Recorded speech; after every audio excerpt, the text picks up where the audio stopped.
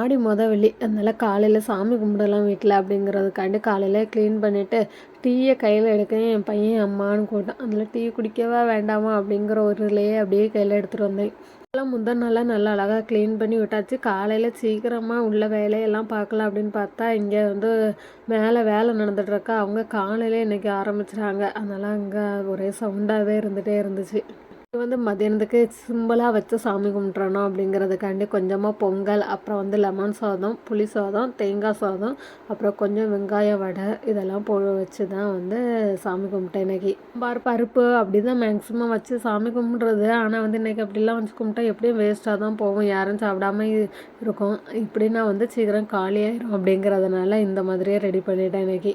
ஆனால் காக்காவுக்கு எங்கேனா சோறு வச்சாலும் எங்கேருந்து தான் இந்த நாயெல்லாம் வரும்னே தெரியாது. உடனே இது பண்ணிடும், எடுத்து போட்டுட்டு போயிடும். அதனால இன்றைக்கி இந்த ஆட்டோக்குள்ளே பின்பக்கத்தில் தான் வச்சேன். காக்கா சாப்பிட்றதுக்கு வசமாக இருக்கும், எதுவும் அதை தொந்தரவு பண்ணாமல் இருக்கட்டும் அப்படிங்கிறதுக்காண்டி. காக்காவும் அழகாக சாப்பிட்டுட்டு போயிட்டு